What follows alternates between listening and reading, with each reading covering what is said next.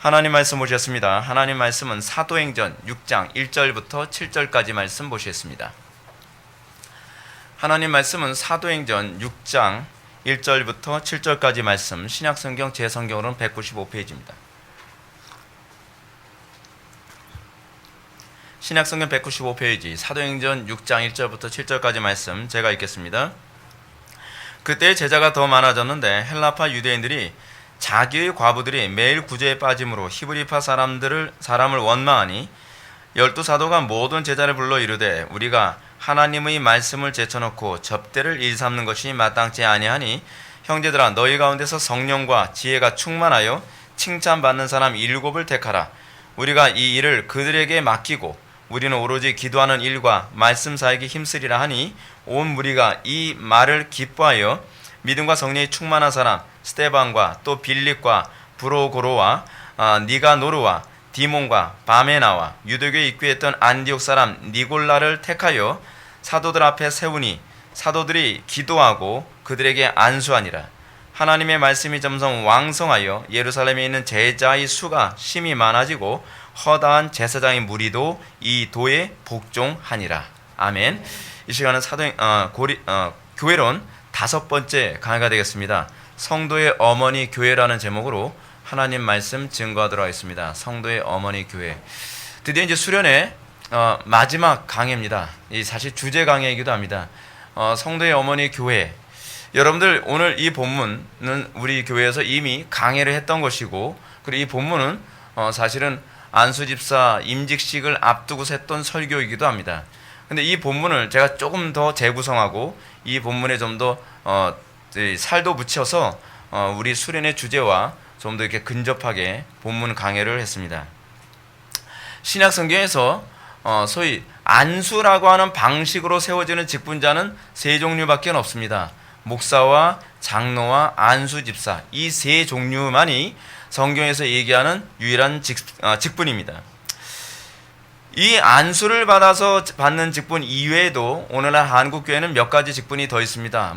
권사, 권찰, 그리고 서리집사라고 하는 그런 직분이 있습니다. 이 직분은 사실은 교회에서 편의상 맡는 직분이고 실제로 성경적 근거는 찾아볼 수는 없습니다.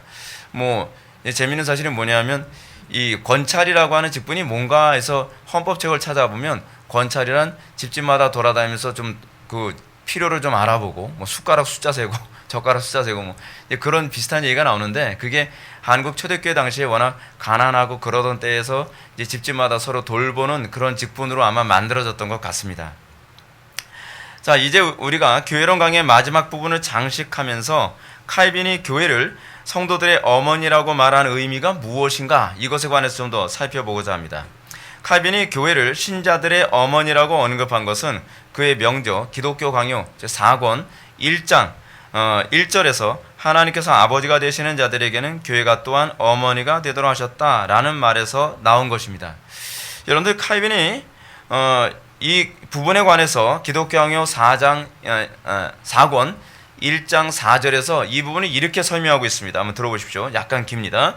우리는 지금 가시적 교회를 논하고자 하므로, 가시적 교회, 눈으로 보는 교회, 가시적 교회를 논하고자 하므로 교회를 아는 것이 얼마나 유용하고 얼마나 필요한가를 어머니라는 단순한 칭호로부터 배워야 한다.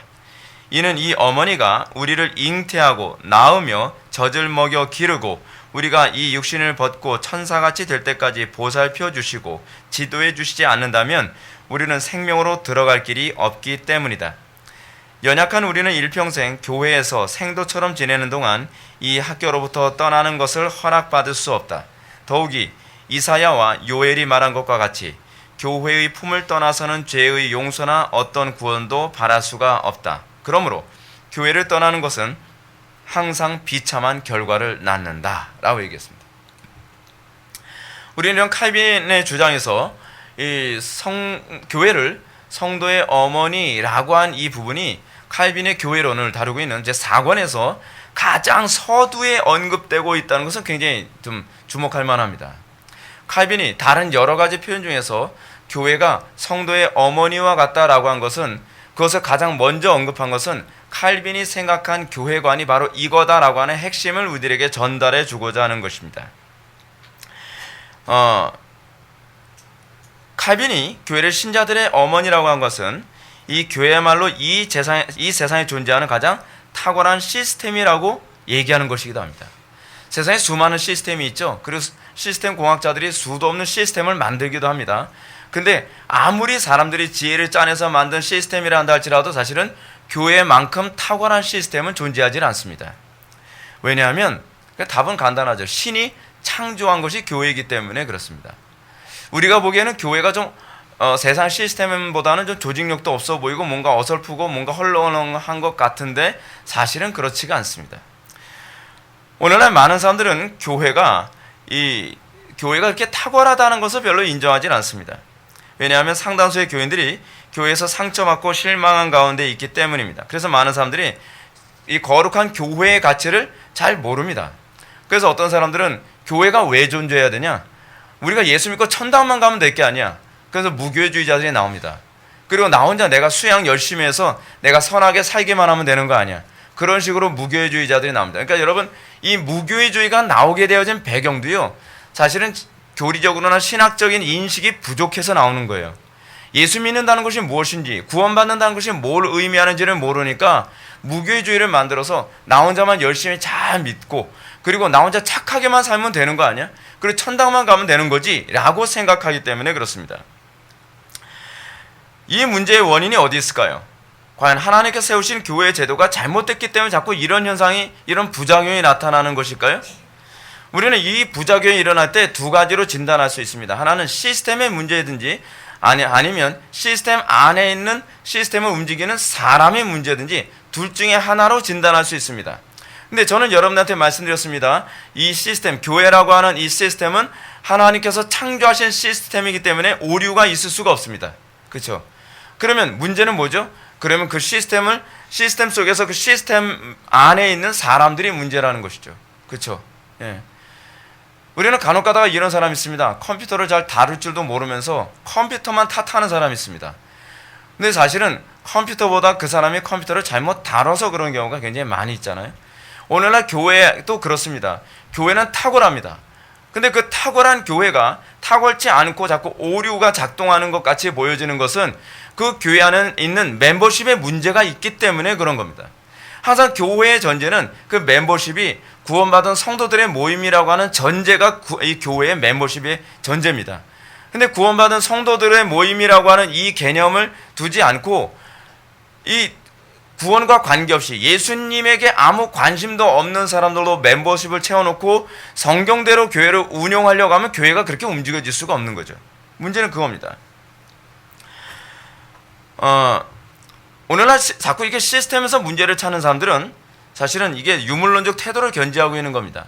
유물론자들의 특징이 뭡니까? 유물론자들의 전형적 특징이 뭐냐면 자기 반성이 없다는 겁니다. 유물론자들은 항상 환경, 시스템에서 모든 문제를 찾습니다. 나는 괜찮은데 뭐 부모가 문제고, 나는 괜찮은데 사회 구조가 문제고, 나는 괜찮은데 저 친구가 문제고, 다 남 탓하기 좋아합니다. 그런 사람들의 특징이 뭐냐면 어딜 가든지 내가 그곳에서 나를 소멸하고 희생하여 그곳에 빛과 소금의 역할을 감당하고 부족한 부분을 채우려고 하는 것이 아니라 자꾸 조직 체계를 자꾸 파괴시켜서 자기 중심적으로 무엇인가 자꾸 만들어 가려 합니다. 세상은 두 종류의 사람이 있거든요. 하나는 부족한 부분을 채우려고 드는 사람이 있고, 하나는 부족하기 때문에 그 존재 자체를 부정하려 드는 사람이 있습니다. 우리 그리스도인은 전자에 가깝습니다. 우리는 이 세상에, 이 어두운 세상 또는 썩어가는 이 세상에서 이 세상을 탓하고 원망하는 것이 아니라 그곳에서 내가 어떻게 희생할 것인가, 어떻게 헌신할 것인가 라고 하는 소위 복의 근원으로 살아가는 존재입니다. 그렇기 때문에 성도들이 가게 되면 어느 곳을 가든지 부족한 것이 채워지니까 복의 근원이 될 수밖에 없는 거죠. 그 제가 흔히 그런 얘기 하지 않습니까? 기독교인들은 어떤 사람들이라고? 복덩어리야, 복덩어리. 그렇잖아요. 야, 제가 우리 집에 시집 와서 우리 가정이 이렇게 잘 돼가기 시작한다. 복을 받기 시작한다. 제가 우리 직장에 들어오는데 우리 직장이 밝아지고 우리 직장이 부족한 부분이 쟤 때문에 채워지네. 제가 우리 정치계에 들어왔더니 정치계가 해결되어지네. 그런 거 아닙니까? 영국의 양심이라고 불리는 윌리엄 윌버퍼스라는 사람이 예수를 믿게 됐습니다. 그게 복의 근원이 됐어요. 영국이 우리나라 정치계를 능가할 만큼 아주 부패하고 타락하고 썩었거든요. 영국이 이제 문 닫을 때가 다 됐다라고 할 정도였어요. 역사학자들은. 근데 그런 상황에서 윌버포스가 예수 딱 믿고 나서 그 사람이 정치계에 들어가니까 어떤 현상이 나타납니까? 영국 정치계가 부패하고 타락했다고 손가락질만 하던 사람들하고는 다르게 부패하고 타락한 그곳을 소위 양심적인 정치계로 만드는데 일조한 것이 바로 윌버포스 아닙니까? 저는 오늘날 기독교인들이 그 정체성을 좀 찾았으면 좋겠어요. 꼭 남탓만 하지 말고 불평과 원망만 할 것이 아니라 그 부족한 부분을 내가 어떻게 채워서 그것을 내가 천국으로 만들까, 그것을 어떻게 정의가 하수같이 공법이 물같이 흐르는 세상이 되게 만들까, 그 부족한 부분을 내가 어떻게 희생해서 채울까를 좀 고민할 수 있었으면 좋겠습니다. 그러면 여러분 교회가 천국 되지 않겠습니까? 그런 사람들만 모였다고 생각해 보십시오. 그런 사람들만 모였어요. 서로가 상대방의 부족함을 채워주고 서로가 서로의 필요와 불편과 연약함을 채워주는 사람들만 모였다고 생각해 보십시오. 다툼이 있을 수 있겠습니까? 불평과 원망이 있을 수 있겠습니까? 없죠. 그럴 수가 없어요. 왜냐하면 서로가 서로의 부족함을 채워주니까요. 그런데 오늘날 교회가 어떻습니까? 서로 이 후자 쪽에 가까운 사람들이 주로 많이 포진되어 있는 거예요. 남 탓하고 불편하고 못 참고, 그리고 불편하면 그것 때문에 원망하고 이 시스템 자체를 다 부정하려 들고, 그런 사람들이 교회의 구성을 이루면 과연 세상이 교회를 존경하겠냔 말이에요. 그렇잖아요? 한국 초대교회가 어땠습니까? 아니, 한국 초대교회가 아니라 이 사도들이 있었던 그 초대교회 어땠습니까? 다 가난하니까 어떻게 남의 것 뺏으려고 애를 쓰는 것이 아니라 좀 있는 사람이 자기 것 팔아서 같이 공유하지 않았습니까? 탁월한 시스템이죠. 이게 워낙 탁월하니까 공산주의자들이 흉내내려고 하다가 전 세계를 말아먹고 있는 것 아닙니까? 여러분, 우리가 정말 교회가 무엇인지를 바르게 깨닫는 건 너무나 중요합니다. 근데 이 교회 시스템의 문제가 아니라 교회 구성원이 잘못됐기 때문에 교회가 점점 세상 사람들한테 손가락질을 받는 것이죠. 그러면 여러분, 이 문제를 어떻게 해결해야 될까요? 이 문제를 해결하는 가장 기초가 무엇이냐면 교회의 직원을 바로 세우는 것입니다. 한국교회는 여기부터 잘못됐습니다. 믿음이 없는 사람이 직원이 되고 있습니다. 성경에서 이런 신앙을 가진 사람이 교회의 직원이 된다. 그 직원이 누구죠? 목사와 장로와 안수 집사거든요. 목사와 장로와 안수 집사는 오늘 본문에서 우리가 얘기하는 이 자격 조건을 갖춰야 되는데, 이 자격 조건을 갖추지 않고 어떤 사람들을 주로 이 직원을 세웠냐면 사회에서 좀 명성 있는 사람, 권력 있는 사람, 돈 있는 사람, 좀 지식적으로 좀 많이 배운 사람, 가망권 긴 사람, 이런 사람들을 포진시켜놨어요. 믿음 하나도 없고 자기밖에 모르고 나의 성공만을 위해서 인생을 살아간 사람들을 그 자리에 채워놓으니까 어떻게 해요? 교회가 권력의 이 쟁탈전이 일어나는 곳이 돼버리고 말았어요. 웃기는 코미디가 교회 안에서 계속 일어나잖아요. 안 믿는 세상 사람들도 저건 상식 이하야 라고 하는 일이 교회 안에서 계속적으로 일어나죠. 왜죠? 교회 직원들이 성경의 기준에 의해서 세워지지 않았기 때문에 그렇습니다. 물론 쉬운 일은 아닙니다. 성경의 기준으로 세우고 나면 그 다음엔 그 목회자가 얼마나 미움을 많이 받아야 되는지 몰라요. 근데 여러분, 제가 끝까지 그럴 수 있으라고 제가 장담은 못하겠지만 목사는요, 미움받을 각오하고 살아가는 사람이지 교인들한테 팬클럽 만들어가지고 뭐 인기 끌려고 하면 그건 문제가 많은 거예요. 그때서부터 타락하는 겁니다. 그래서 농담 삼아서 여러분들 저한테요, 전 목사님 팬이에요, 그 소리 하지 마세요. 팬이라는 단어 자체가 어디서 나온 단어냐면 이게 라틴어에서 나온 거로 제가 기억하는데 우상이라는 의미에서 나온 단어예요. 그래서 팬이라는 단어 사용하면 안 됩니다. 난 누구의 팬이에요? 그 얘기는 난 누구를 나의 우상으로 섬겨요 라는 표현입니다. 그래서 그런 표현은 그냥 좀 절제해 주시기 바랍니다. 들어서 나쁘진 않은데 절제해 주세요. 하여간 오늘 본문은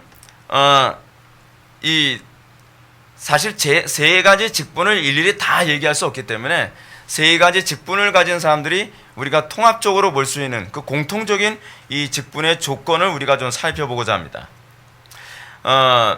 오늘 본문에 나오는 사람들은 이 소위 안수집사라고 하는 사람들입니다. 근데 이 안수집사라고 하는데 사실은 성경적으로 어떤 사람들은 아니다, 그냥 전도자다, 7 전도자로 봐야 된다라고 하는 다양한 주장이 있습니다. 근데 저는 이 사람들을 안수집사로 보는 것이 그다지 문제가 되지 않을 것이라고 저는 생각을 합니다.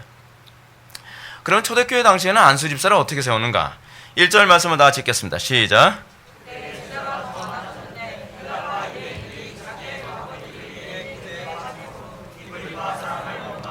아멘.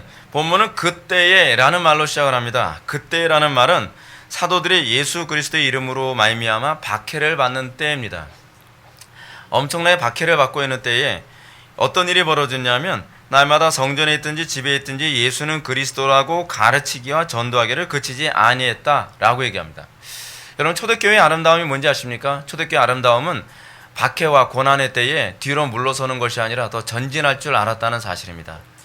우리 신앙생활에서 우리가 사도 바울이 했던 말을 좀 기억했으면 좋겠습니다. 우리가 뒤로 물러가 멸망에 이를 자가 아니오.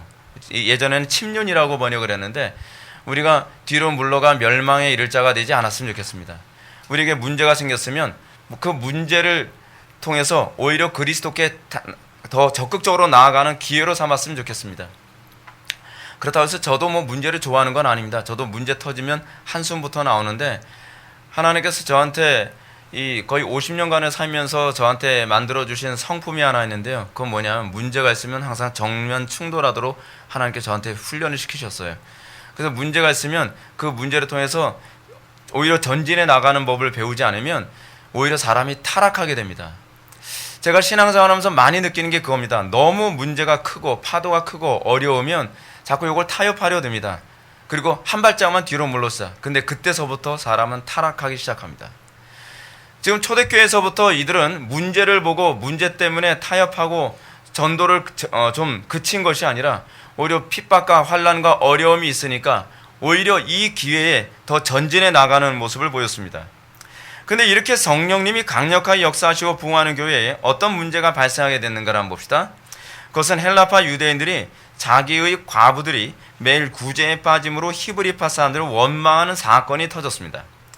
이 문제 속에서 우리는 교회가 신자의 어머니 된 역할을 하고 있음을 보게 됩니다. 교회는 단순히 성도들의 영적인 부분만을 케어해 주는 것이 아니라 육적인 부분도 같이 케어해 주고 있다는 것을 보게 됩니다. 실제로 지금 북한에서도 북한의 이 굶주림이 극심했을 때도 굶주리지 않았던 사람이 있다 그럽니다. 기독교인들입니다. 그 안에는 기독교인들은 그 가난한 중에서도 11조를 내고 그 11조를 가지고 서로 공유로 했다는 거예요. 공유로 하니까 다른 사람들은 굶어 죽을 때 기독교인들은 굶어 죽지 않았대요. 여러분, 그게 교회의 탁월함입니다. 여러분, 그런 시스템을 북한이라고 하는 공산주의가 못 따라가요. 교회만이 그럴 수 있어요. 교회만이. 그 교회가, 북한의 교회가 가능한 건 북한에서는요, 예수 믿으려면 목숨을 걸어야 되거든요. 믿음 없는데 예수 못 믿어요. 그런 사람들이 모이다 보니까 그들은 신앙 고백을 분명하게 하고 그러다 보니까 하나님의 영광이 선명하게 나타나는 것입니다. 이 문제 속에서 우리는 교회가 얼마나 탁월한지 볼 수 있게 되죠. 여기서 여러분들에게 한 가지 중요한 사실을 말씀드리고 싶습니다. 그것은 성령이 충만한 교회는 아무런 문제가 없을 것이다 라고 생각하지 말라는 거예요. 간혹 가다가 우리 교회 와서 사람들이 좀 실망할 때가 간혹 가다 있습니다. 이 교회 뭐 문제 없을 줄 알았더니 문제가 그래도 꽤 많네요. 살아있기 때문입니다, 여러분. 문제가 없는 교회는요, 오히려 타협을 해서 문제가 없는 경우가 많아요. 문제가 없는 교회를 좋은 교회라고 생각하지 마십시오. 문제가 없는 가정이 좋은 가정도 아닙니다. 문제는 그 문제를 어떻게 대처하느냐가 좋은 가정이냐 좋은 교회냐를 결정하는 것이지, 문제가 없는 것이 좋은 교회라고 생각하는 것은 뭔가 잘못 진단하고 있는 것입니다. 저는 여러분들의 삶 속에서 문제가 없기를 바라지 말라고 좀 여러분한테 말씀드리고 싶습니다. 여러분들이 예수를 믿으면 문제투성입니다. 근데 그 문제에 대해서 여러분들은 어떻게 대처할 것인가를 항상 고민하십시오. 내가 성경적으로 문제에 대처할 것인지 인본주의적으로 문제에 대처할 것인지를 고민하십시오. 그리고 이 지상의 교회에 문제가 없을 수가 없는 것은 뭐냐면 교회에 천사들만 모여있는 게 아닙니다. 교회 안에 여러 가지 문제 있는 사람들도 많이 있습니다. 우리는 모두가 다 문제덩어리입니다. 그래서 우리는 공사 중이에요. 모두가 다. 그렇죠? 계속 고쳐나가고 있는 중이에요. 그래서 그 고쳐나가는 가운데에 이 문제가 조금씩 최소화돼 가고 있는 것뿐이지 교회는 문제가 없을 것이다 라고 생각하지 마십시오. 여러분, 문제가 없는 것은 언젠가 우리가 천상의 교회가 됐을 때에만 문제가 생기지 않습니다. 주님 오시는 그날까지 교회는 끊임없이 문제가 있을 것입니다. 그리고 하나님은 그 문제를 통해서 우리를 성화시킬 것입니다. 우리를 더 성숙시키실 것입니다. 그리고 문제를 통해서 주님을 더 많이 알아가도록 하실 것입니다. 저는 제가 주님을 더 많이 알게 된 때가, 저는 문제 때문에 알게 됐다고 저는 생각합니다. 그렇죠? 여러분들 실제로 학교에서 시험을 풀 때 문제를 풀면서 내가 뭘 모르는지 알게 되잖아요. 하나님께서 우리에게 그런 문제를 주셔서 우리가 더 주님을 정확하게 알아갈 수 있도록 우리를 이끌어 가십니다. 그런데 여기서 우리는 특이한 점을 발견해야 됩니다. 그것은 누가가 이 문제를 사단의 공격이라고 평가하고 있지 않다는 사실입니다. 우리는 교회 안에서 어떤 문제가 발생하면, 또 누가 뭐 병에 걸렸다든지 누가 사업에 어떤 어려움이 생겼다든지 뭐 그러면 우리는 자꾸 뭐라고 생각할까? 사단의 공격이야. 예수의 이름으로 물리쳐야 돼. 뭐 꼭 사단의 공격이다. 뭐 믿음이 문제 있는 거 아니야? 뭐 11조 잘했어? 뭐 이런 거 그러지 좀 마세요, 여러분. 꼭 문제가 거기에만 있는 게 아니에요. 하나님께서 우리를 성숙시키기 위해서 또는 더 높은 단계로 도약하게 하기 위해서 항상 문제를 주실 때가 많다는 것을 기억하시기 바랍니다. 실제로 제가 목회 사역을 하면서 성경대로 목회하니까 문제가 계속 생겨요. 근데 그 많은 문제를 통해서 제가 발견한 것, 그리고 여러분들이 발견한 것 그건 아닙니까? 우리 교회는 그 문제를 통해서 굉장히 많이 도약했습니다. 도약하고 또 문제를 통해서 또 도약하고, 그래서 우리는 그걸 깨닫게 되지 않습니까? 15년 기간 동안 교회에게 있어서 문제는 걸림돌이 아니라 주로 디딤돌이구나 라는 것을 발견하게 됩니다. 그래서 기독교인들이 무서운 겁니다. 기독교인들은 문제를 문제로 보지 않고 문제를 기회로 봅니다. 그리스도인들에게 장애는 더 이상 장애가 아니라 디딤돌로 여겨집니다. 이게 굉장히 긍정적인 사고방식처럼 보이죠? 근데 여러분, 진짜 성경적으로 살아가는 사람들만큼 그 사고방식이 이렇게 적극적이고 긍정적일 수가 없습니다. 물론 그 고난이 당시에는 슬퍼 보일지 모르지만 연단한 후에는 더욱더 견고한 하나님의 백성으로 세워지게 될 것을 믿으시기 바랍니다. 자, 그러면 누가는 이 문제를 어떻게 이해하고 판단하는가 한번 보실까요? 2절부터 4절의 말씀 보시겠습니다. 시작. 12사도가 모든 제자를 불러 이르되 우리가 하나님의 말씀을 제쳐놓고 접대를 일삼는 것이 마땅하지 아니하니 형제들아, 너희 가운데서 성령과 지혜가 충만하여 칭찬받는 사람 7을 택하라. 우리가 이 일을 그들에게 맡기고 우리는 오로지 기도하는 일과 말씀 사역에 힘쓰리라 하니. 아멘. 그래서 우리는 누가가 사도들의 말을 인용하면서 공동체 안에서 일어난 이 문제를 좀 더 근원적인 관점에서 해석하고 있다는 것을 우리는 발견해야 됩니다. 그것은 사도들이 하나님의 말씀을 제쳐놓고 접대를 일삼는 것이 마땅치 아니하다는 것입니다. 12사도들이 모여서 그렇게 결론을 내렸습니다. 12사도들은 이 문제를 사단의 역사라는 등, 그렇지 않으면 저 과부가 문제야, 저 과부는 항상 문제를 일으키더라고, 뭐 그러는 것도 아니고요. 유대인들이 유대파 기독교인들이 좀 욕심부리지 말아야 되는 것 아니야? 뭐 이런 식으로 사람에게서 문제를 찾지 않았습니다. 흥미롭지 않습니까? 우리는 주로 사람에게서 문제 찾잖아요. 개똥이 엄마가 문제고, 뭐 누가 문제고, 저 인간이 문제야. 근데 사도들은 모여서 기도하며 회의를 했는데 문제는 거기에 있는 것이 아니라는 겁니다. 더 근원적인 문제를 찾아야 된다는 것, 더 본질적인 문제를 찾아야 된다라고 얘기를 하고 있습니다. 그것이 무엇입니까? 하나님의 말씀을 제쳐놓고 접대를 일삼는 것이 마땅치 아니하도다. 핵심입니다. 이게 핵심입니다. 이 말을 4절의 말씀으로 보면 사도들이 생각한 본질이 좀 더 구체적으로 나타납니다. 그것은 기도하는 일과 말씀 사역입니다. 기도하는 일과 말씀 사역을 제껴놓고 비본질적인 일에 너무 집중했다는 얘기입니다. 여러분, 교회가 존재하는 데서 가장 본질적인 것이 무엇입니까? 말씀과 기도죠. 말씀과 기도인데 오늘날 교회 안에서는 말씀과 기도가 가장 비본질적인 것으로 취급되고 있습니다. 여러분, 이거요, 자살행위입니다. 자살행위. 지금 한국 교회가 점점 덩치가 커지면 커질수록 뭐를 주로 줄이는지 아세요? 말씀 줄이고요, 기도 줄입니다. 제가 우리 교회를 개척하면서 여러분한테 끊임없이 얘기한 게 있어요. 우리 교회가 잘못하면 IQ 높은 마귀가 나오기 쉬운 교회라고 제가 말씀드렸죠. 왜냐하면 교리를 워낙 많이 배우니까요. 교리를 워낙 많이 배우기 때문에 IQ 높은 마귀가 될 수 있기 때문에 많이 배운 만큼 그만큼 더 뭘 많이 해야 되냐? 기도를 더 많이 해야만 합니다. 기도를 더 많이 하지 않으면 교만해져요, 사람이요. 그래서 우리는 말씀과 기도가 항상 이 균형을 잡혀야만 합니다. 그래서 저는 교회에 아주 중요한 두 개의 기둥이 있다고 얘기한다면 전 그것은 말씀과 기도라고 전 여러분들한테 말씀드리고 싶습니다. 말씀과 기도 중에 한쪽으로 기울어지면 교회는 무너지기 시작합니다. 지금 여기서 대번에 그 문제가 드러났죠. 근데 진단을 정확하게 하는 게 중요하죠. 이 문제가 드러났을 때 진단을 잘못했으면 교회 안에 엄청난 시험이 들었을 수도 있습니다. 교회 안에 엄청난 분열이 일어날 수도 있어요. 헬라파와 유대파 기독교인들 간에 그 분열과 갈등이 일어날 수도 있을 만한 사건에서 이 사람들은 탁월한 진단을 내렸습니다. 사랑하는 성도 여러분, 대부분의 교회의 문제가 바로 여기서 시작된다는 거 여러분 알고 계십니까? 우리는 교회나 가정이나 사회나 어디서든지 문제가 생기면 가장 먼저 진단하여 나가야 되는 아주 쉽고 정확한 답이 있습니다. 그것이 뭐냐면 말씀과 기도로 돌아가자입니다. 말씀과 기도로 돌아가면 살 길이 열립니다. 저는 교회가 신자의 어머니 역할을 제대로 하기 위해서 절대로 놓쳐서는 안 되는 두 가지가 바로 말씀과 기도라고 생각을 합니다.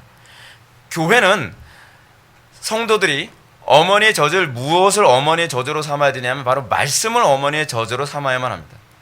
근데 성도들이 어머니의 젖을 먹는 것을 그치게 될 때, 굶주리게 되면 자동적으로 교회 안에 갈등이 많이 생기는 것 아니겠습니까?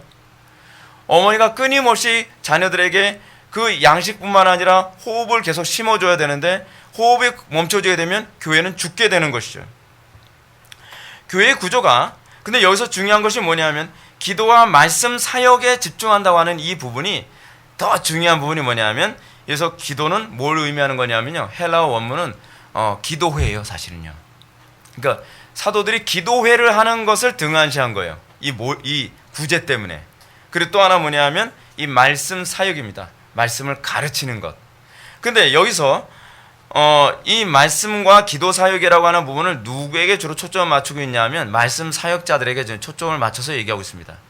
말씀 사역자들이 기도와 말씀 사역을 등한시하면서 구제에 힘쓴 것이 문제였다라고 얘기합니다. 그렇다고 한다면 교회의 구조가 어떤 구조가 좋은 구조인가? 잘 들어보십시오. 목회자가 기도와 말씀에 집중할 수 있게 되는 교회가 좋은 교회입니다. 여러분들은 어떤 목사님을 좋아하십니까? 슈퍼스타 같은 목사님을 좋아하지 않습니까? 못하는 게 없는. 그렇죠? 여러분, 목회자가요, 기도와 말씀 이외에 에너지와 시간을 소진하게 되면 그 다음부터 교회는 기울어지기 시작합니다. 좋은 교회는 목회자가 말씀과 기도에만 집중할 수 있도록 만드는 교회가 좋은 교회입니다. 저는 이걸 본능처럼 20대 때 이미 깨달았습니다. 터득을 그때 했어요. 그래서 제가 부교육자로 가게 되면 저는 절대로 전임은 안 갔습니다. 전임을 안 갔어요. 전임을 안 간 이유가 뭐냐면 전임을 하게 되면 기도와 말씀을 병행할 수가 없거든요. 여러분들 이제 전임 사역자들 보면 아시겠지만 전임 사역자들은 잠잘 시간도 부족해요. 그래서 항상 전임 사역자들의 특징이 뭐냐면 항상 기도와 말씀 생활에 고갈 상태에 있어요. 그건 전 자살행위라고 생각하는 거예요.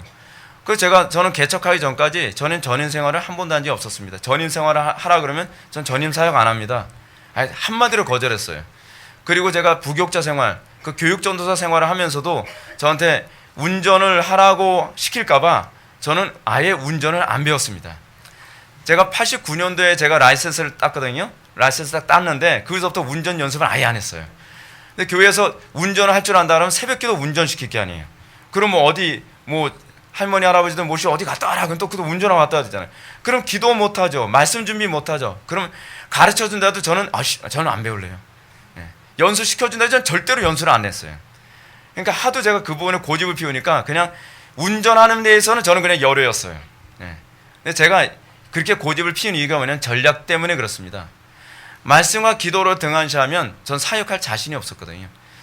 그래서 일부러 파트타임, 월급 쥐꼬리만큼 받아가면서 파트타임은 했고, 그리고 절대로 운전을 안 한 이유가 그것 때문에 그렇습니다. 근데 그것이 항상 옳았어요. 그래서 제가 개척을 하고 나서도 여러분 보시면 아시겠지만 우리 교회는요, 기도와 말씀에만 집중할 수 있는 구조로 만들어진 교회예요. 프로그램 아예 없어요. 성경 공부도 아예 없어요. 어떤 분 그래요. 회복의 교회는 성경 공부 없나요? 없어요. 성경 공부 쓰면 제가 피곤해서 안 돼요. 우리 교회는 아무런 프로그램이 없어요. 프로그램이 많아지면 자동적으로 제가 기도와 말씀을 등한시할 수밖에 없어요. 체력이 달리니까요. 이렇게 해도 사실 기도와 말씀에 집중하기가 사실 굉장히 힘들어요. 수시로 전화 오죠. 수시로 이메일 어디서 외국이다 지방이다 계속 이메일 날라오죠. 상담하자 그러죠. 또 신방 가야 되죠. 이것 보통 힘든 일이 아니거든요. 여러분 실제로 여러분 신방은 누구 몫인지 아십니까? 신방은 목회자 몫이 아닙니다. 개혁교회에서는요 신방을 목회자들이 안 합니다. 신방은 그 장로님들이 주로 하는 몫으로 되어 있습니다. 근데 우리나라는 주로 목사님들이 신방을 와야 어떻다고 생각하죠? 더 이렇게 복을 받는다 생각해요. 예. 장로님이나 안수집사님들이 오면 약간 나를 비품으로 취급한다고 생각하는 거예요. 그건 생각을 잘못하고 있는 거예요. 원래 신방을 목회자들이 최소화돼야만 합니다. 아주 특별한 케이스 아니면요. 근데 목회자들이 신방을 갔다 오면 어떤 현상이 나타나냐? 여러분 신방 하루 2탕만 뛰면요 하루는 다 날아갑니다. 그리고 2탕만 뛰면요 곧바로 소화불량 옵니다. 예. 막 먹여요. 못 먹겠다는데 입을 이렇게 쑤셔요. 그래서 소화불량 걸릴 지경이에요. 별로 좋은 게 아니에요. 저는 적게 먹을 수 있으면 좋겠어요. 그래서 저는 어디 신방 오라 그러면 먹는 것 때문에 제일 걱정해요. 막 입에 자꾸 집어넣어 줄까 봐. 사실 저는 신방 가는 거 좋아해요. 사실요 개인적으로. 왜냐하면 사람들 만나는 거 좋아하니까. 근데 넘어갑시다. 시간이 없어요. 자, 하여간 이 문제가 오늘날 한국교회 가장 핵심적인 문제고 치명적인 문제입니다. 오늘날 한국교회 목회자들은 기도하는 일과 말씀 사역에 전무할 수 있는 구조가 되지 못하고 있어요. 이거는 담임 목회자든 부교육자들은 모두가 그런 상태입니다. 신방을 위하여 행정 업무와 다양한 프로그램, 상담 등 같은 거 이거 너무 바쁩니다. 사실 이게 다 없어져야만 합니다. 목회자들이 본질을 점점 등한시할 수밖에 없는 상황, 이 시스템, 이게 사실 세속적 시스템이기 때문에 그렇습니다. 이 시스템이 없어져야만 합니다. 한국교회가 이 시스템이 들어오고 나서 시간이 지나면서 교회는 본문에서 나타난 것과 같은 동일한 유형의 사건들이 교회 안에서 계속 터지고 있습니다. 근데 계속 터지는데 이것이 시스템 문제라고 자꾸 착각을 하는 거예요. 시스템 문제가 아니에요, 여러분. 기도와 말씀에 전무하면 성도들이 알아서 스스로 이걸 조율하게 되어 있어요. 당시 초대교회는 이 문제를 해결하기 위해서 어떤 구제를, 예를 들어서 우리는 구제를 그만두자라고 하지 않았습니다. 그렇지 않으면 또 다른 방법을 찾자, 또 다른 시스템을 찾자라고 하지 않았습니다. 초대교회는요, 이것이 필요하기 때문에 이것은 계속 하되 더 본질적인 것으로 우리가 집중하자라고 선택을 했습니다. 현명한 거죠. 굉장히 지혜로운 거죠. 3절과 4절 말씀 보면 형제들아 너희 가운데서 성령과 지혜가 충만하여 칭찬받는 사람 7을 택하라. 우리가 이 일을 그들에게 맡기고 우리는 오로지 기도하는 일과 말씀 사역에 힘쓰리라 라고 얘기했습니다. 사도들은 이 문제의 핵심이 무엇이니 정확하게 간파했습니다. 따라서 이 문제를 해결하기 위해 성령과 지혜가 충만하여 칭찬받는 사람 7을 택했습니다. 교회의 직원은 바로 이렇게 선택된 겁니다. 담임 목회자가 말씀과 기도에 집중할 수 있도록 서포트해주기 위해서 교회의 직원이 선택되어지는 겁니다. 자, 여러분들은 제가 이런 얘기할 때에 오해하지 않았으면 좋겠습니다. 우리 목사님이 편하려고 이제 지혜를 짜내기 시작하는구나 생각하지 마십시오. 저는 시간 많다고 해서 저는 편할 생각 안 하는 사람이라는 거 여러분들 아실 겁니다.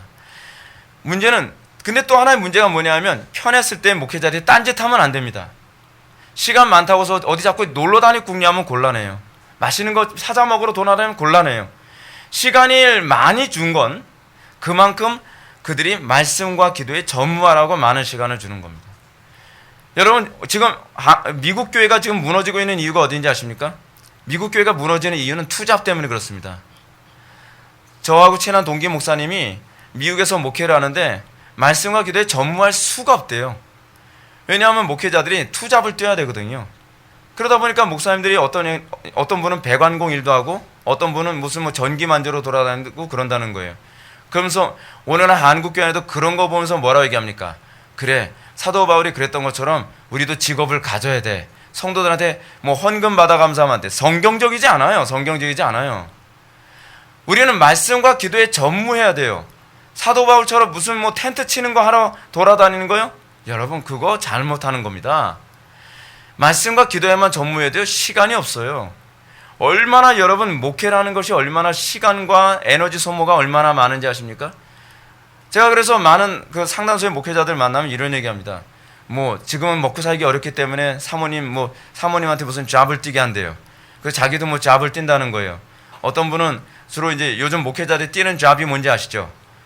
밤에 운전하는 거, 뭐라 그러죠? 대리운전 한 몇 달만 하면요 얼굴이 병색이 돌아요. 허해져요.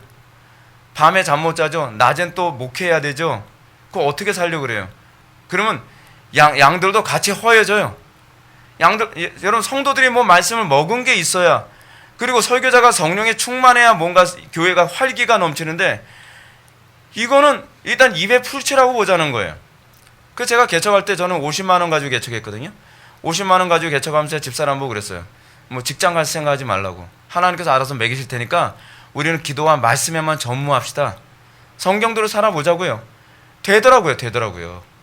근데 딴 데 가서 이소라게 되면 당신이야 그렇지, 당신은 뭐 살만했으니까 그렇지, 저 살만하지 않았어요. 50만 원 가지고 개척한 사람이 있으면 나와보라 그래. 몇 명이나 되겠습니까?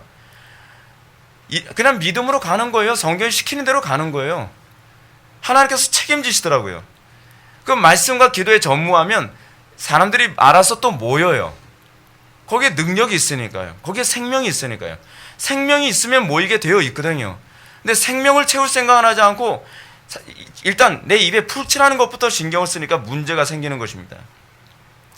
우리는 교회 직분자들 세운 이유가 소위 말씀 사역자들이 오로지 기도하는 일과 말씀 사역에 힘쓰도록 하기 위해서, 여기에 힘쓰도록 하기 위해서 이렇게 했다는 것을 기억해야만 합니다.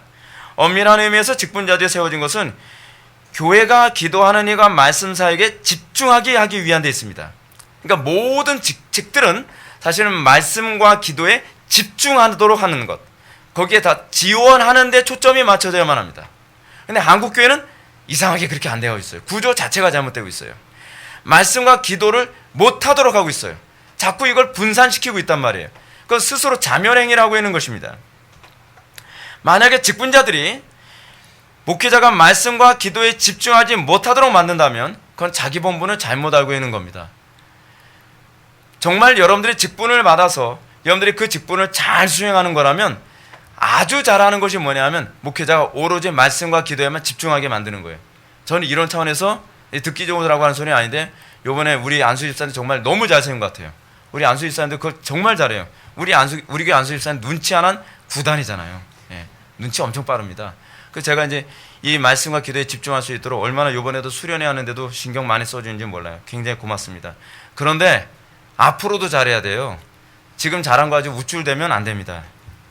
이런 사도들의 판단은 그냥 나온 판단이 아니에요. 사실은 이들도 성경에 근거했습니다. 출애굽기 18장에 보면 모세가 혼자서 하루 종일 이스라엘 백성들을 재판하라고 지친 모습이 이제 나오게 됩니다. 이 지친 모습을 보고서 모세의 장인 이드로가 너 참 지혜롭지 못하다라고 이제 자기 사위한테 권면을 하죠. 그래서 이렇게 얘기합니다. 제가 좀 길지만 읽어드리겠습니다. 모세의 장인이 그에게 이르되 네가 하는 것이 옳지 못하도다. 너와 함께한 이 백성의 필경 기력이 쇠하리니 이 일이 내게 너무 중함이라. 지금 뭐라고 얘기합니까? 이드로가 굉장히 지혜로운 사람입니다. 너뿐만 아니라 너와 함께한 사람들도 같이 지쳐버리고 말 거다라고 얘기하는 거예요. 서로 지치지 않으려면 어떻게 해야 될 것이냐? 이렇게 얘기합니다. 내가 혼자 할 수 없으리라. 이제 내 말을 들으라. 내가 내게 방침을 가르치리니 하나님이 너와 함께 계실지로다. 나는 하나님 앞에서 그 백성을 위하여 그 사건을 하나님께 가져오며 그들에게 율례와 법도를 가르쳐서 마땅히 갈 길과 할 일을 그들에게 보이고, 너는 온 백성 가운데서 능력 있는 사람들 곧 하나님을 두려워하며, 첫 번째 뭐예요? 하나님을 두려워하며 진실하며 불의한 이익을 미워하는 자들을 살펴서 백성 위에 세워 천부장과 백부장과 50부장과 10부장을 삼아 그들이 때를 따라 백성을 재판하게 하라. 큰 일은 모두 내가 가져갈 것이요 작은 일은 모두 그들이 스스로 재판할 것이니 그리하면 그들이 너와 함께 담당할 것인즉 일이 내게 쉬우리라. 내가 만일 이 일을 하고 하나님께서도 내게 허락하시면 내가 이 일을 감당하고 이 모든 백성도 자기 곳으로 평안히 가리라. 흥미롭죠? 사도행전에서 직분자 세우는 거하고 이유가 똑같아요. 그렇죠? 그리고 세우기 위해서 사람을 선택하는 방식도 똑같아요. 뭐라고요? 하나님을 두려워하며 진실하며 불의한 이익을 미워하는 자, 성령 충만한 자죠. 여러분, 이게 바로 신약과 구약의 연계성이에요. 단절되어 있지 않아요. 똑같은 원리가 교회의 직분자를 세우는 데서도 동일하게 적용됩니다. 사랑하는 성도 여러분, 이것이 구약과 신약에서 교회 안에 직분자를 세워야 했던 이유입니다. 구약과 신약에서 직분자를 세웠던 이유는 뭐냐면 사실 말씀과 기도를 보존케 하는 데 초점을 맞추고 있는 거예요. 말씀과 기도의 불이 꺼지면 그 교회는 세상하고 똑같아져요. 그렇기 때문에 말씀과 기도의 불이 꺼지지 않도록 하기 위해서 직분자를 세우고 이것을 강화하게 하기 위해서 직분자를 세우는 것입니다. 그러니까 교회 안에 이 감각이 없는 사람이 직분자가 되면 곤란해요. 제가 언젠가도 여러분들한테 그런 말씀드렸죠. 장로님들이 앞에 쭉 앉아 있습니다. 앉아 있는데 목사님이 설교를 한 20분 넘어가려니까 막 이래. 20분 뭐 이러면서요. 뭘 모르는 거죠. 자기의 직분이 왜 세워졌는지 모르는 거예요. 기도와 말씀에 집중하도록 하기 위해서 직분자로 세워진 건데 기도와 말씀을 못하도록 거기 딴지 거는 데 세워진 거예요. 근데 그건 그 목사님 잘못이에요. 그 목사님이 그렇게 세운 거죠 뭐. 근데 문제는 그 목사님이 그렇게 세우고 나서 후임이 오면 후임이 이제 터지기 시작하는 거죠. 그러니까 자꾸 교회의 문제를 직분자를 잘못 세움으로써 문제를 더 크게 만들어버리고 마는 것입니다. 교회의 직분은 결코 계급이 아닙니다. 교회의 직분은 기도와 말씀이 방해받지 않고 교회가 이거에만 집중하도록 직분자들이 세워지는 것입니다. 교회의 직분은 단순히 교인들에게 서비스를 제공하거나 혹은 교인들의 민의를 목회자에게 대변하기 위한 기구가 아닙니다. 오늘날 이거 참 제가 지금 한심한 게 뭐냐 하면 이 교회 직분자들이요 교인들의 대변자라고 생각하는 경우가 있어요. 무슨 그럼 저는 대통령입니까? 그리고 교회 직분자들은 무슨 그러면 국회의원이에요? 이거 뭐 이런 식으로 생각하는 경향이 많이 있어요. 그래서 목사님 교인들의 의견을 대변하기 위해서 왔습니다. 아니 직분이 그거 하자고 하는 게 아니라 같이 하나님의 뜻에 맞추자는 거예요. 목회자가 잘못 가고 있으면 하나님의 뜻이 아닙니다 라고 얘기해야지 무슨 교회 민의를 얘기하고 있어요. 여기가 무슨 뭐 동사무소입니까? 사람들이 뭔가 착각을 하고 있는 거예요. 여러분들이 만약에 제가 잘못 가고 있으면 목사님 조심스럽게 또 세게 얘기하지 마세요. 저 상처 잘 받으니까. 목사님 제가 생각하기에는 그 별로 성경적이지 않은 것 같은데 어떻게 생각하십니까? 뭐 그렇게 하면서 제가 성경적으로 가도록 저를 도와줘야죠. 여러분들도 저를 돕는 방법이 저한테 무조건 아부하는 게 도와주는 게 아니에요. 제가 성경적으로 가지 않는 것 같으면 저를 좀 위해서 기도해 주시고 기도 안 하고 얘기하면 저 상처받으니까 기도 좀 하고서 저한테 목사님 그건 아닌 것 같아요. 좀 조심스럽게 얘기를 해주시면 제가 듣겠죠. 근데 제가 기도 안 하면 상처받을 거예요 여러분들도. 근데 여러분들 각오하셔야 되겠죠. 예. 저도 뭐 천사가 아니거든요. 은혜가 임했을 땐 조금 제가 착해지는데 저도 은혜가 떨어지면 제가 옛날에 저도 그냥 거칠었던 성격이라 어떻게 나올지 저도 장담 못 하겠어요. 그러니까 저기서 항상 기도 많이 해주셔야 돼요. 하여간 여러분들은 이 교회가 담임 목사 혼자서 이끌어가는 것이 교회가 아니라는 것을 기억해야만 합니다. 목회자가 다양한 은사를 가지고 있어서 뭐 목회자가 북치고 장구치고 다 하면 좋다고 생각하는데 별로 좋은 거 아닙니다. 물론 제가 은사가 많지만 이 은사를 많이 사용하면 그만큼 저는 빨리 지칩니다. 사실 이게 다 분산되어져야만 합니다. 그래서 제가 나이가 들더라도 계속 이것을 꾸준하게 유지해 나갈 수 있어야 돼요. 이런 차원에서 교회의 직분자들은 그렇게 세워지는 것입니다. 그러므로 각 사람은 하나님께 받은 은사에 따라서 쓰임을 받아야 되는 거죠. 그래서 은사 얘기가 에베소서에도 나오고 고린도전서에도 나오는 거예요.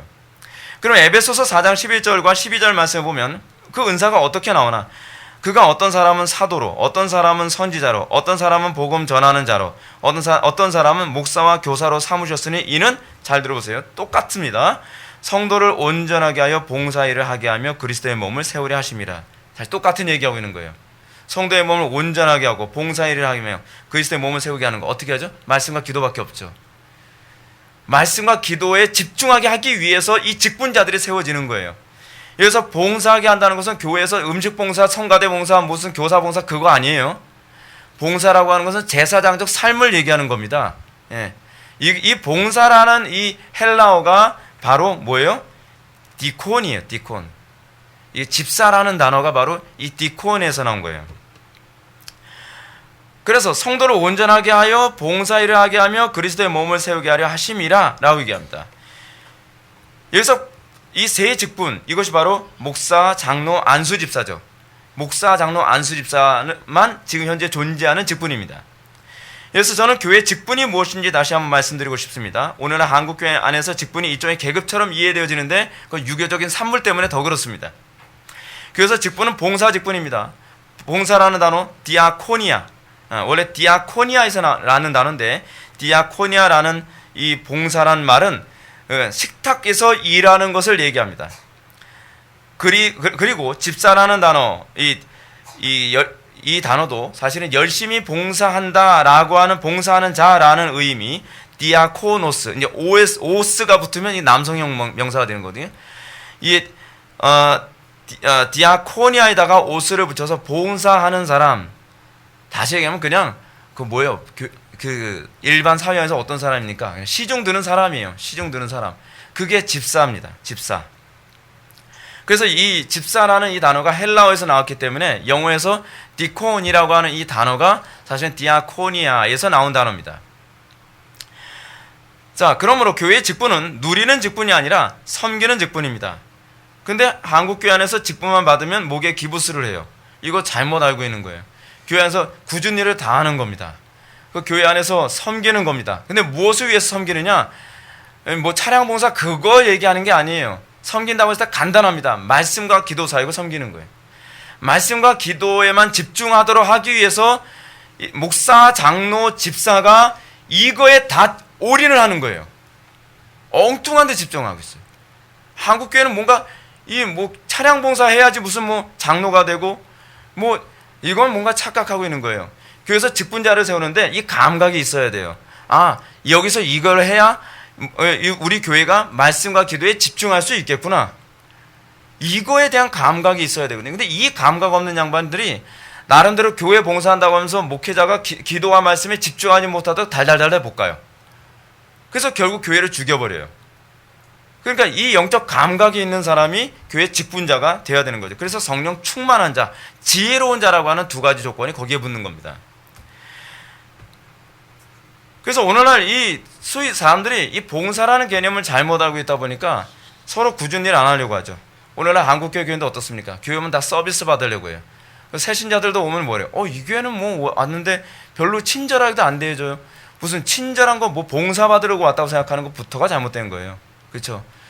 우리는 예수 믿는다는 것이 헌신과 희생이라는 것에서부터 시작돼야 돼요. 그래서 우리 교회는 그래서 차량 봉사 안 하잖아요. 차량 안 하는 이유가 뭐냐면 진짜 말씀 사모하면 알아서 오라는 거예요. 알아서. 예. 기분 나쁘면 말고 그런 거죠. 예. 그래서 우리는 어떤 사람을 교회 직분자 디아코노스로 세우는 것이 마땅한가? 본절 다시 한번 봅시다. 성령과 지혜가 충만하여 칭찬받는 사람이라고 규정합니다. 칭찬받지 못하는 사람 여러분 사실 안 됩니다. 사실은요. 성령과 지혜가 충만하여 칭찬받는 사람이란 어떤 사람일까요? 디모데전서 3장 8절부터 10절의 말씀에 아주 잘 나타납니다. 디모데전서 3장 8절부터 10절 찾아볼 사람 찾아보시고 그냥 들을 사람 들으셔도 됩니다. 이와 같이 집사들도 정중하고, 근데 여기서 집사들도 장로 직분을 다 포함하고 목사 직분도 다 여기다 포함을 해야만 합니다. 정중하고 일구이연하지 아니하고, 그리고 술에 임박히지 아니하고, 더러운 이익을 탐하지 아니하고, 깨끗한 양심에 믿음의 비밀을 가진 자라야 할지니, 이에 이 사람들을 먼저 시험하여 보고 그 후에 책망할 것이 없으면 집사의 직분, 즉 목사, 장로, 집사의 직분을 맡기게 할 것이요, 여자들도 이와 같이 정숙하고 모함하지 아니하며, 여자들은 뭐 조심해요? 모함하지 아니하며 절제하며 모든 일에 충성된 자라야 할지니라. 집사들은 한 아내의 남편이 되어 자녀와 자기 집을 잘 다스리는 자라야 할지니. 이게 지금 문제가 한국교회가 여기에 이 직분자들이 여기에 다 오케이 되는 사람들이 흔치 않다는 겁니다. 이 굉장히 심각한 문제죠. 오늘날 우리의 가장 심각한 문제는 뭐냐면 성경적으로 꼭 굳이 그렇게까지 안 해도 돼 라고 생각하는 안일함이 지금 한국교회 여기까지 오게 만든 거예요. 그럼 우리는 어떻게 해야 돼요? 한국교회를 개혁하려면요. 다시 시작해야 돼요. 다시 이거에서부터 다시 시작해야 돼요. 그래서 소위 직분자에 대해서 한번 봅시다. 어떤 사람이어야 된다고요? 성령과 지혜가 충만한 사람인데, 이런 사람이 어떤 사람인가? 첫째로 정중하고 일구이연하지 아니하고, 앞에서 한 말 뒤에서 한 말 다르지 않아야 되고, 술에 임박히지 않아야 되고, 그리고 더러운 이익을 탐하지 아니하고, 깨끗한 양심의 믿음의 비밀을 가진 자라고 얘기합니다. 우리 대신교당 헌법에는 이걸 이렇게 얘기하고 있습니다. 교회에 등록한 지 5년 이상 된 사람으로 무흠한 자라고 얘기했습니다. 흠이 없는 자. 어떻게 흠이 없는 사람이라는 걸까요? 이 디모데전서 3장 8절부터 10절에 나오는 그 흠이 걸리지 않는 사람이어야 된다는 겁니다. 특히 여기서 이제 우리가 관심을 가져야 될 한 가지 부분인데 뭐냐면 믿음의 비밀을 가진 자입니다. 믿음의 비밀을 가진 자. 믿음의 비밀이란 그리스도와 신비적 연합의 체험을 한 사람이죠. 신비적 연합 안에 있는 사람이죠. 그 증거가 있는 사람이야만 합니다. 겉으로는 사실 뭐가 있어야 돼요?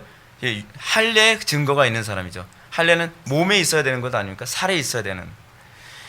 이런 사람은 성령으로 거듭난 증거가 있는 사람입니다. 또한 거듭나지 않은 사람은 알 수 없는 그리스도의 신비한 연합을 통한 사랑의 경험이 있는 사람이야만 합니다. 이런 사람이어야만 교회의 중요한 문제를 대화에서 해결이 가능해요. 여러분 단편의 예를 한번 들어봅시다. 시간은 없지만 그 얘기를 한번 해야 될 것 같아요. 여러분 이 과부 문제 생겼습니다. 만약에 사도들 중에서 거듭나지 않은 사람이 한두 명이 껴있었다고 칩시다. 그러면 우린 기도와 말씀에 전무하고 사람 세우자. 그러면 아니 지금 그 문제가 아니잖아. 이 문제를 일으킨 사람이 문제잖아. 눈에 보이는 시스템과 특정한 사람을 가지고 문제시할 겁니다. 그럼 다른 사람들, 영적인 사람들은 아니 이 모든 문제가 기도와 말씀의 문제라니까. 그럼 또 맨날 하는 소리. 기도가 밥 먹여주냐? 기도 이전에 행동을 해야 될 게 아니야. 이게 항상 교회 안에서 비일비재하게 나오는 문제입니다. 기도합시다. 기도 안 하는 사람 어디 있어? 자기만 기도하나? 꼭 이런 색이에요. 이게 오늘날 이 영적인 대화가 안 되는 사람들의 문제예요.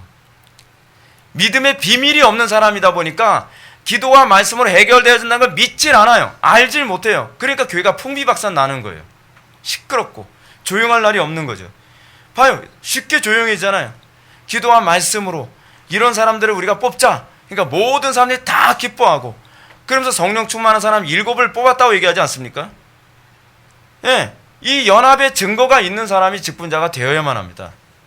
두 번째로 집사의 자격은 목사, 집사, 장로의 자격은 한 아내의 남편이어야만 합니다. 이 말은 몇 가지 의미를 함축하고 있는데 첫 번째는 기혼자여야 된다는 얘기고요. 두 번째, 여자는 집사의 직분에 포함되지 않는다는 말입니다. 이건 장로에게도 포함되고 목사에게도 포함되는 부분입니다. 제가 이렇게 말하면 11절 말씀에 위배된다고 생각할 사람이 있습니다. 11절 이렇게 되어 있죠. 여자들도 이와 같이 정숙하고 모함하지 아니하며 절제하며 모든 일에 충성된 자라야 할지니 라고 했는데 여기서 이 여자들이란 안수 집사를 얘기하는 것이 아닙니다. 여자도 안수 집사가 될 수 있다는 얘기가 아니라 안수 집사의 아내도 이래야 된다라고 얘기하는 겁니다. 안수 집사의 아내가 어떻게 해야 돼요? 그러니까 목사나 장로나 안수 집사의 와이프도 어떻게 해야 된다는 거예요?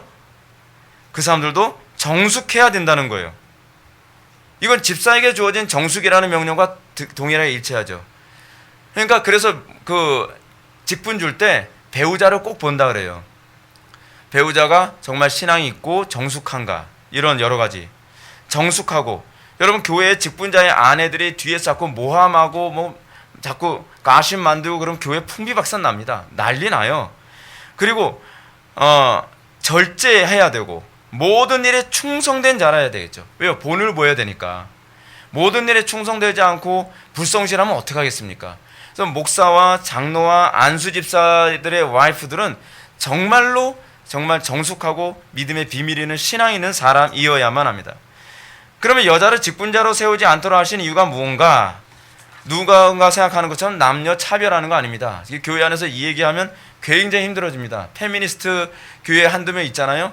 이분 설교할 때 제일 힘듭니다. 페미니스트들은 갑자기 이분 얘기가 딱 들어가면 눈빛부터 달라지고 눈의 각도가 약간 위로 올라가면서 눈꺼풀이 이렇게 돼요. 얼마나 무서운지 몰라요. 예. 디모데전서 2장 13절부터 14절의 말씀은 아주 분명히 얘기해주고 있습니다. 이는 아담이 먼저 지음을 받고 하와가 그 후며 아담이 속은 것이 아니고 여자가 속아 죄에 빠졌습니다. 점점 교회들을 리버럴화되면서 여자 목사 제도, 여자 장로 제도, 여자 안수 집사 제도를 자꾸 만들고 그것을 수용합니다. 잘하는 거 아닙니다. 지금은 사람들이 좋아할지 모르지만 하나님이 좋아하지 않습니다. 이유가 무엇이냐? 첫 번째 뭐냐면 질서의 문제 때문이고요. 두 번째는 기능의 문제 때문이라고 얘기하고 있습니다. 첫 번째 질서의 문제는 이렇습니다. 아담이 먼저 지음을 받고 하와가 그 후라는 것입니다. 여러분 이거 잘 보세요. 여기서 한 가지 또 깨닫게 되는 게 있죠. 자녀들도요, 형 동생 있고 뭐 누나 동생 있고 또 언니 동생 있고 뭐 그러지 않습니까? 이거 질서 잡아줘야 돼요. 이거요. 하나님께서는요, 먼저 태어나고 나중 태어난 것도 하나님의 작전 가운데 있었던 것을 우리에게 볼 수 있습니다. 우리는 자꾸 평등 얘기하는데 평등 그런 거 없습니다. 예. 질서는 가정에서부터 배우는 겁니다. 그래서 형 동생 간의 질서 잡는 거 신경 많이 쓰세요, 여러분.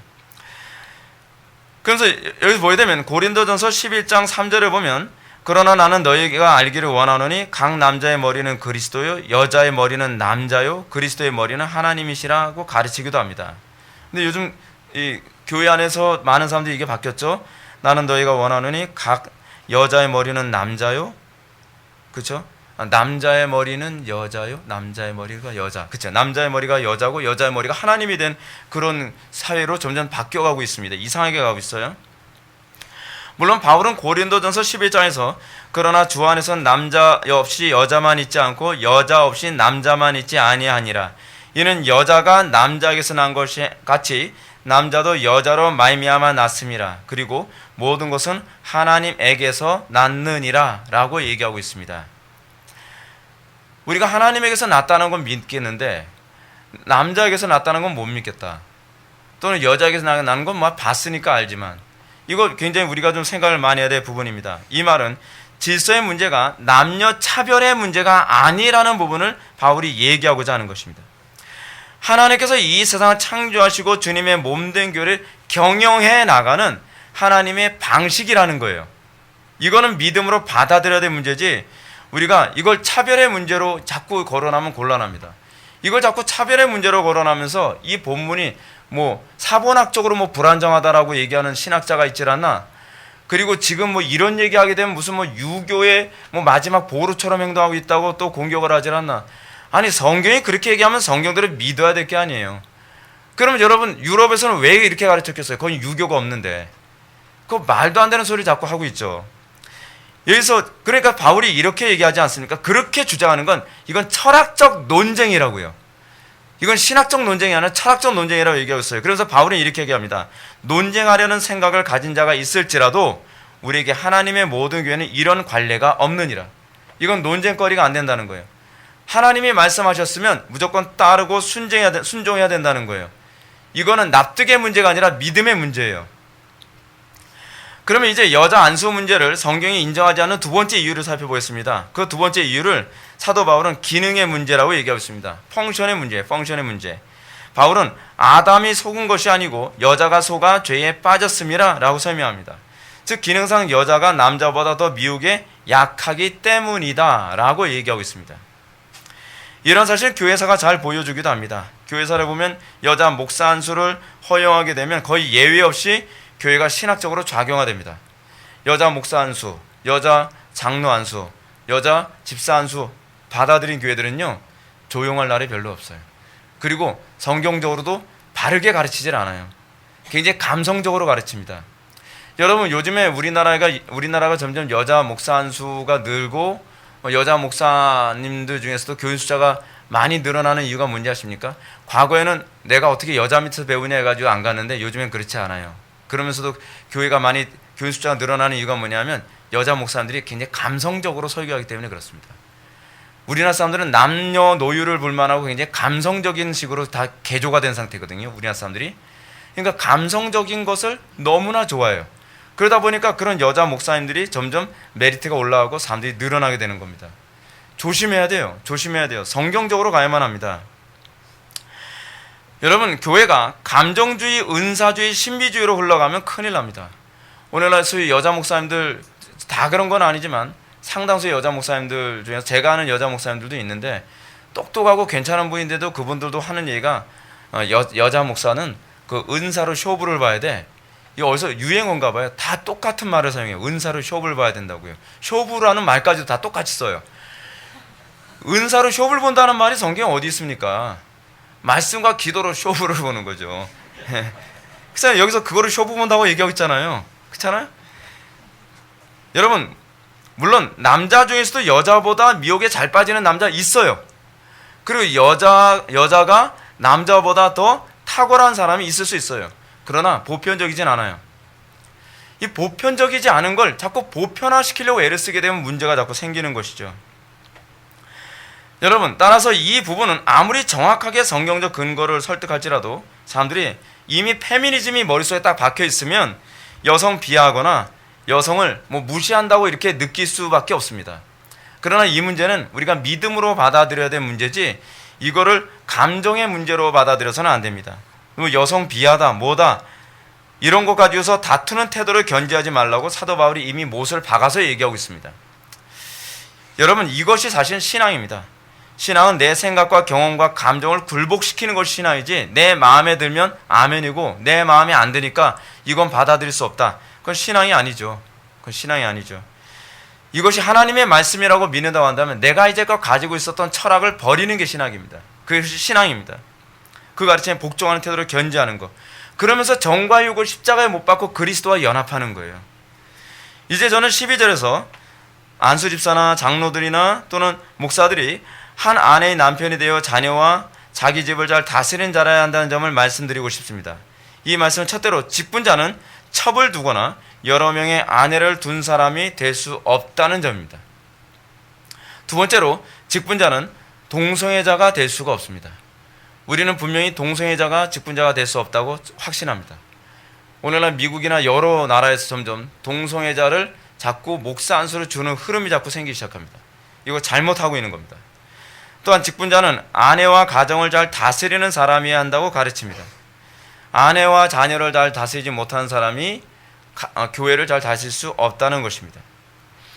따라서 목사나 장로나 안수 집사는 가정을 잘 다스리고 가정을 하나님의 통치의 그 나라로 만들 수 있는 사람이어야만 합니다. 그렇지 않으면 자격이 없는 것이죠. 이것이 바로 오늘 본문에서 성령과 지혜가 충만하여 칭찬받는 사람이라고 하는 말의 의미입니다. 그리고 사도들은 이러한 요건을 충족하는 사람으로서 7명의 사람을 선택했습니다. 그들은 사도회의에서 진중하게 기도하며 회의를 거친 후에 7명의 사람을 교회의 직분자로 세웁니다. 5절을 보면 온 무리가 이 말을 기뻐하여 믿음과 성령이 충만한 사람 누구요? 스테반, 빌립, 브로노고, 니가노르, 디몬, 바메나 그리고 여기서 좀 덧붙이죠. 유대교에 입교했던 안디옥 사람 니골라. 여기서 우리가 특별히 한 사람을 좀 집중해야 된다 그랬죠. 예, 니골라. 근데 니골라에 대해서 이게 수식어가 좀 붙습니다. 유대교에 입교했던, 아마도 이 사람은 그 이전에 유대교와 관계없었던 사람이었던 것 같습니다. 그러니까 이 사람은 유대교회가 아니었는데 유대교로 입교했다가 그리고 기독교로 개종한 케이스입니다. 그렇다고 봤을 때 이 사람은 이미 어떤 세상적인 철학의 영향을 받았었을 가능성이 있는 사람이에요. 그러니까 저는요, 여러분들이 외부에서, 여러분들이 우리 교회에서 신앙생활하기 전에 다른 데서 어떤 철학적인 영향이나 그렇지 않으면 어떤 문화적인 영향, 어떤 그런 그 영향권 안에 있다가 우리 교회에 왔다고 한다면 여러분들 속에는 이 부분이 철저히 다 제거되지 않았는가를 항상 점검할 수 있기를 바랍니다. 왜냐하면 이 7명의 안수 집사들 중에서 유독 한 명이 문제가 생기는데 그게 바로 이 니골라입니다. 요한계시록에 보게 되면 2장 6절에서 에베소 교회를 위해서 주신 말씀에 오직 내게 이것이 있으니 내가 니골라당의 행위를 미워하는도다. 나도 이것을 미워하노라 라고 했고 2장 15절에서 버가모 교회를 향한 주님의 말씀에도 이와 같이 내게도 니골라당의 교훈을 지키는 자들이 있도다 라는 말씀이 나옵니다. 니골라는 초대교회 7집사 중에서 초창기에는 굉장히 탁월한 모습을 보였는지 모르겠는데 시간이 가면서 그가 기존에 가지고 있었던 철학이나 그렇지 않으면 이방 문화적인 사고방식이 계속적으로 그의 신학적 사고를 변질시켰던 것 같습니다. 그리고 그를 교만하게 만들었던 것 같아요. 그런데 나중에는 소위 사도들의 공동체로부터 떨어져 나가서 니골라당이라고 하는 또 다른 이단 집단을 형성하고 말았습니다. 여러분, 지금 여러분들이 영적으로 괜찮은 상태라고 해서 우리 마음 놓을 수 없습니다. 끊임없이 우리는 내가 과거에 익숙했던 철학, 익숙했던 문화, 익숙했던 어떤 종교관에 내가 흡수돼서 변질되지 않도록 주의해야만 합니다. 신앙은 정확하게 가는 것입니다. 날마다 성경에서 위배된 게 있으면 다 끊어내야 돼요. 제가 우리 교회 성도들한테 항상 그런 얘기 하지 않습니까? 우리 교회 오게 되면 외부에서 여러분들이 듣던 인터넷 설교 싹 다 끊으라고 제가 말씀드리죠. 그리고 여러분들 자꾸 제가 저한테 가르침 받은 것과 외부에서 듣는 거하고 자꾸 섞으려고 하지 마십시오. 여러분들 제 충고 귀담아 듣지 않고 여러분들 마음대로 했을 때 잘못되는 거 저는 장담 못합니다. 그건 제 잘못 아닙니다. 여러분들 신앙생활 하면서 클리어하게 신앙생활 하려고 하세요. 저한테 배우는 거에 대해서 여러분들이 마음에 안 들면 꼭 다른 설교를 자꾸 기웃거리는 경향이 있어요. 그러면서 자꾸 신앙이 혼합이 돼요. 근데 기웃거리고 좋다. 제가 틀려서 그것에 기웃거리고 그래서 그것 때문에 여러분들 정확하게 세워진다면 저는 그거에 대해서는 여러분들한테 뭐라고 얘기 안 할 거예요. 근데 문제는 뭐냐면 제가 정확하게 가르친 것을 받아들이기 싫고 자기 양심이 불편하니까 그 불편한 양심을 다른 것으로 채우기 위해서 듣는 사람은 그건 제2의 니골라가 되지 않는다라고 보장 못한다는 겁니다. 여러분 이상하게도요. 하나님께서는 예수님께서 12제자를 세우는데 12제자 중에서도 한 명의 가룟 유다가 나왔습니다.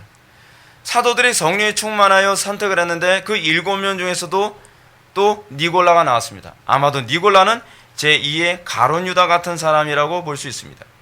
왜 이런 것을 성경이 자꾸 우리들에게 조명해 줄까요? 조심하라는 겁니다. 지금 여러분들이 성령 충만하고 지금 여러분들이 교회 안에서 인정받고 지금 여러분들이 바르게 가는 것 같아도 내가 떨어져 나갈까 주의해야 되는 거죠. 두려워해야 되는 거죠. 저도 항상 두렵습니다. 저도 오늘 아침에 자고 일어나서 눈을 딱 뜨면서 그런 생각을 했어요. 주님, 어제까지 그 충만한 은혜 지금도 계속 유지되지 않으면 안 됩니다. 어저께 그 충만했다고 해서 오늘도 충만한다고 보장이 없는데 저를 보호해 주십시오. 저를 지켜 주십시오. 제가 진리 길로 끝까지 완주할 수 있게 해 주십시오. 전 사실 항상 두려워요. 근데 그 두려움이 저를 지켜주더라고요. 그 두려움이 더욱더 저를 점검하게 만들고 긴장하게 만들고 그렇게 바르게 갈 수 있도록 만들더라고요. 두려움을 잃어버리면 무모해집니다.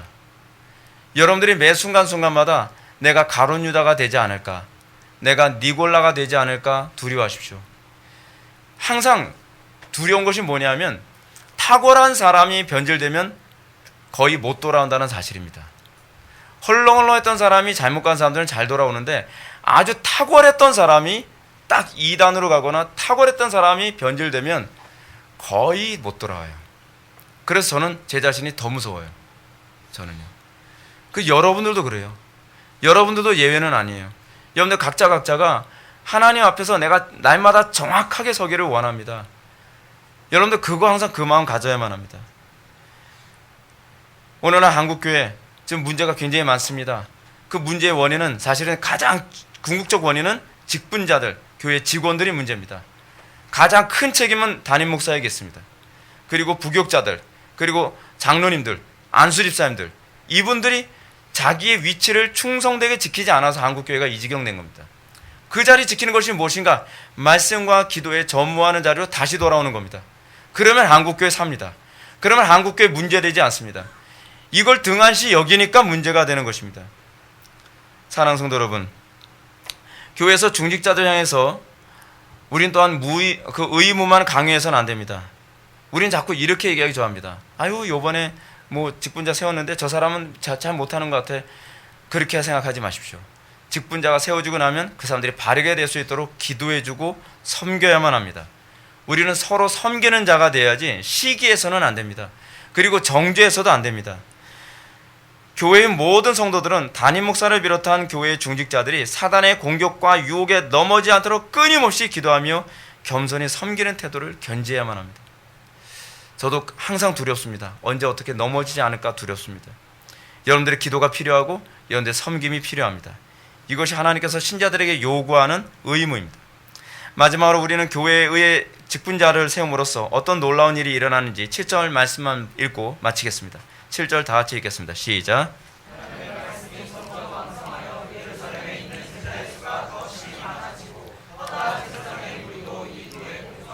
아멘. 저는 서론에서 헬라파 유대인 과부들이 구제에 빠지게 된 일로 말미암아 원망이 생기게 된 일이 단순히 어떤 시스템의 문제가 아니라고 여러분한테 말씀드렸습니다. 이 문제는 사실은 직분자를 세울 때가 된 것이고 교회가 기도와 말씀에 집중하기에 어려워진 상태였음을 잘 보여주는 겁니다.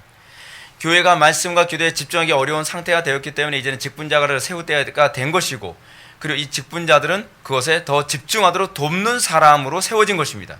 그렇기 때문에 놀라운 것은 이 직분자를 세우고 난 다음에 누가는 이렇게 기록합니다. 하나님의 말씀이 점점 더 왕성하여 예루살렘에 있는 제자의 수가 더 심히 많아지고 허다한 제사장의 무리도 이 도에 복종하게 되었더라 라고 얘기합니다. 직분자를 세웠을 때 바르게 세워지면 나타나는 현상이 이것입니다. 하나님의 말씀이 점점 더 왕성하게 됩니다. 왜 그렇죠? 그것은 이들의 직무가 말씀과 기도에 집중하는 것을 돕도록 세운 것이기 때문에 그렇습니다. 그래서 이들을 통해서 기도와 말씀이 더욱더 강화되어짐으로 구원받는 자의 수가 더해지고 허다한 제사장의 무리들까지도 그들의 대적자들까지도 굴복하게 되는 놀라운 역사가 나타났다는 사실입니다. 이 놀라운 역사가 우리 교회와 한국교회 전체에 이 놀라운 역사가 나타나기를 주님의 이름으로 축원합니다. 기도하시겠습니다. 사랑이 많으신 하나님 아버지, 우리가 오늘 이 시간 교회론 마지막 강해를 통하여서 교회의 직분자를 세우는 것이 얼마나 중요한지를 다시 한번 살펴보게 되었습니다. 아버지 하나님, 주님께서 세우신 교회의 직분자들이 철저하게 말씀과 기도에 집중하고 그것을 섬기기 위해 헌신된 종들 되게 하여 주셨고, 우리 교회뿐만 아니라 한국교회, 전 세계에 있는 수많은 교회들이 말씀과 기도라는 이 본질에 집중케 되어지는 놀라운 역사가 나타나게 하여 주옵소서. 예수님의 거룩하신 이름으로 기도 올려옵나이다. 아멘.